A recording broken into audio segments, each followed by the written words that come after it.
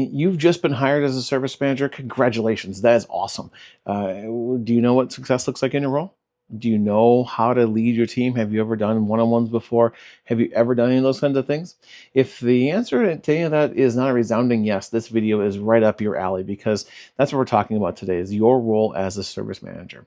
My name's Adam Hanneman. Welcome to Ramblings of a Geek. I've been in the MSP space for the better part of a few decades here, and I've been a service manager. I've built roles as service managers. I've coached service managers. I've seen and done a lot of different things in this space. I think I have a pretty good idea about what we can do to set you up for success. Your role as a service manager is vital to the growth and scalability of your organization. When an owner hires a service manager, they are trying to offload the day-to-day managing of the tickets, managing of the people, and those kinds of things so they can focus on growing the company. That becomes your job. Your job is vital to your company's success. So let's talk about a number of different ways to set yourself up for success and to drive your company forward and grow your career while growing the company at the same time. With your role as a service manager, one of the things that you might find is that the owner of your company or the ownership of your company doesn't understand exactly what your role should look like. So my recommendation to you is to really be on the same page with the owner or ownership group of your company to make sure that you are both in alignment with what is expected of you and adjust expectations accordingly. One of the biggest challenges that anybody has in this type of role is mismatched expectations. So do your best to get on the same page with the owner or ownership group of your company as early as you possibly can. And be willing to adjust the role over time, and they should be willing to adjust the role as well. Especially if they're hiring the service manager for the very first time, it's not entirely likely that they know exactly what they're looking for anyway. So it's okay to adjust the role over time, but just get on the same page as quickly as you can. And when you veer off page, get back on it as quickly as you can as well. Again, you should be having one-on-ones with your team as frequently. Well, you should be having one-on-ones with the owner or ownership group of your company pretty frequently as well. Now, when you think about your role as a service manager, it's not simply offloading things from the owner. Now, yes, that's a big part of it. But when things get offloaded from the owner and they get handed over to you to run and drive for your organization, it really allows you to do a better job, a more detailed job of supporting the team, supporting your clients and those kinds of things. Because when the owner's running the organization, they're doing sales and worrying about finances and dealing with client issues and dealing with technical issues and doing all those other things, they are very scattered across a number of different domains. Well, as a service manager, you are able to focus in on and improve many, many things that the owner simply doesn't have time for. So your role really becomes let's level up the service of the organization. Let's level up how we're doing things for our clients. And let's just make this a better overall company for everybody because you have the time and agency to do those kinds of things. When it comes to your role and what you do on a day-to-day, week-to-week, month-to-month basis, there's a number of things that go into doing this well. I want to talk about a few different things here. The first thing is leadership and one-on-ones. Now, this is a really important thing to do for your team. Too often have I heard service managers and owners say, you know what, I really don't do one-on-ones with my team. It's just too much time, or I don't have the time, or whatever the excuse happens to be. This is an excuse that does not fly for me. I think you really need to make sure that you are doing everything you can to guide your team, spend some time with one-on-ones, spend some time doing actual employee reviews, and really providing feedback to the team for how things are going. When you do this well, your team will move much faster and frankly just deliver better service for everybody. So it's important that you do this in a measured fashion and a repeatable, regular fashion as well, right? It's important that you are doing one-on-ones frequently. You're doing reviews, quarterly or semi-annually at the minimum, right? And you're trying to make sure that people understand how things are going, how they're progressing along in their careers, how they're doing according to the kind of the company core values and the mission and those kinds of things. I think that's really important piece and a core portion of your role. The second thing, and really it's sort of 1A to the leadership of the side of the world, is making sure your team is properly staffed, right? Making sure you don't allow people to take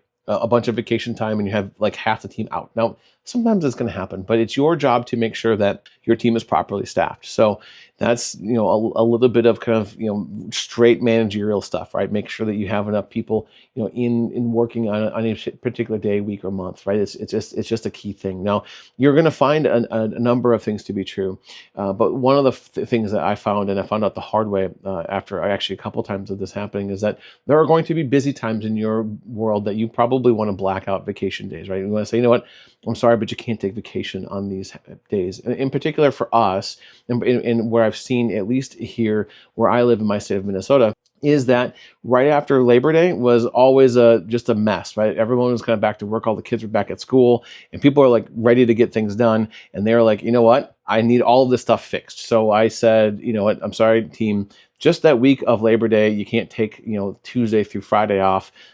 Previous to earlier than Labor Day, no problem. And after that first week, also no problem. But these 4 days can't happen. And the same thing with the first couple of days, especially that first Monday after New Year's. Again, for us, it was everybody was back to work, trying to get things done. That first Monday after New Year's can be a bit of a mess in the service department, especially when folks are ready to kind of get back to work. Eventually, what you'll find is you want to make sure that you have enough tier ones and tier twos staffed. And if you have a tier three or a couple tier threes, also making sure they're around as well. And every once in a while, you might have to flex somebody into a different role depending on what's going on. But for the most part, your role in this regard is just to make sure that you have the right people working on the right days and you have the right resources just available for answering client questions. Another big component of this role is taking some of those political arrows for your team, right?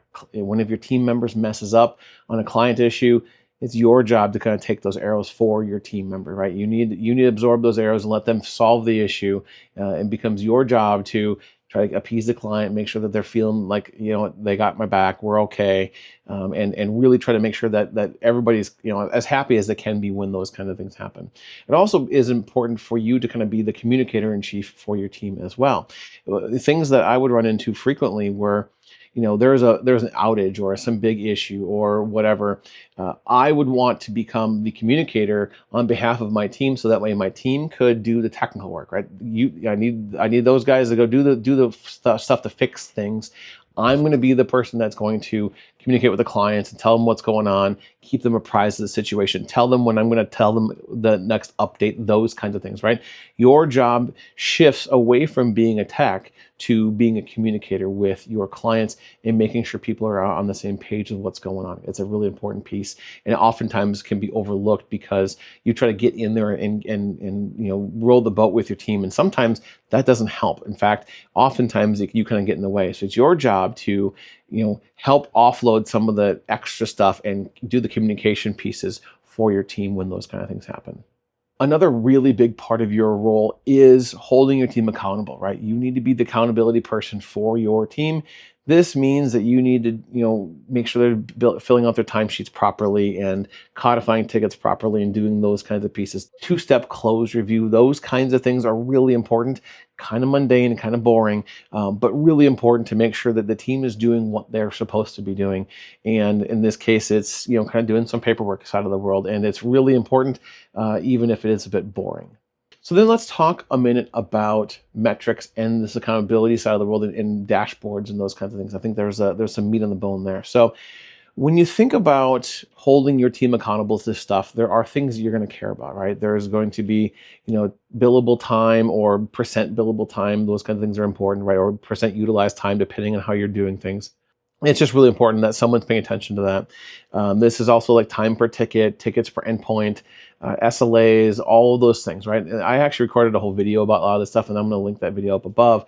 But the idea here is that you want to make sure that you are doing the thing as it relates to paying attention to the metrics, right? You don't need to have all the metrics. You don't need to have 50 different metrics, but you probably need, a handful. And really having some individualized dashboards for your team also is a good idea too. So if you have the ability to build a dashboard per engineer to show them how they're doing on things, this is a really good opportunity for that as well, right? If you can give them an opportunity to see what they're doing on a day-to-day basis, moves the numbers for the whole team, that's a really good thing to do. And if you're able to do that and you incorporate that into your one-on-ones and some of those other things, and what they do on the day-to-day on their dashboard shows up on the bigger dashboards and on the bigger metrics, so much the better, right? So if you can do those kinds of things for your team, that's really important.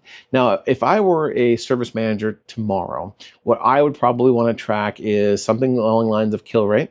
That's a really important thing for me. It tells me how busy the help desk is that week, right, or that day and or week. I'm probably taking a look at time per ticket on average versus time per ticket on per client average, right? Those are things I'm paying attention to. And then I'm really wanting to track SLAs as it relates to when you start work and when you complete work. Those are things that I would want to pay attention to. And the last thing I would want to look at is that time per endpoint per month, whether you bill by the users or bill by the endpoint, like whatever that happens to be, I want to watch that time per endpoint or time per user per month and watch to see how that moves up or down, right? If you see it kind of climbing up, you're going to want to deal with that. If you see it climbing down, you want to figure out why it's kind of reducing. Because if you're able to see why it's reducing, you can actually solve some more problems and you actually can maximize some of those kind of things. Because ultimately, you want to see your time per endpoint per month as low as possible, because the more efficient you guys are, the easier your life is going to be as a service team and your life will be as a service manager. I also think it's important that you have some metrics just for you, right? I would want to be tracking how many one-on-ones I'm doing every single week, how often you're doing your performance reviews, right? Those kinds of things are really important. Tracking those things and making sure that those aren't falling behind is a vital part to being a good manager and being a good leader within your organization. And those are some things I'd really want to pay attention to. Ultimately, as a service manager, you should be tracking services gross margin and paying attention to those kinds of things. Now, if you have those other metrics kind of figured out first, services gross margin maybe is a second or a third step there. Eventually, you're going to need to care about services gross margin. And this becomes one of those sticking topics when you think about owners not wanting to give their service team managers and service folks access to company financials. And this is one of the situations where you might have to approach this, over time and kind of build up some of that trust with the owner of your company. But ultimately, you want to be able to track your services team's margin as it relates to all of their effort that they put in, because ultimately that's the goal, is driving that service margin up, right? If you can move service margin up as a service manager and deliver good service gross margin to the rest of the business, ultimately you're going to be a very successful service manager. So if you can work on that and figure some of those things out, that is going to be good for you. Now, I will record some additional videos about services gross margin. There's a lot that goes into it. And I'll get kind of nerdy with some of the financials and stuff here over the course of my videos coming up. But know that eventually you want to get there. If you're not there today, it's not the end of the world. But ultimately, you really want to make sure that that's a thing you work towards. Being a service manager can be daunting. It is a big job within your organization. There's a lot of responsibilities for you, but it's a really great opportunity for you to grow in your role and grow your career. So lean into it and really work to level up your skill set, level up your team's skill set, because their success ultimately breeds your success. So really lean into that in your role. Now, one of the things that you can do as a service manager is to get some outside help. Now, I work in the peer groups at Pax8. That's my day job. I run the peer group program.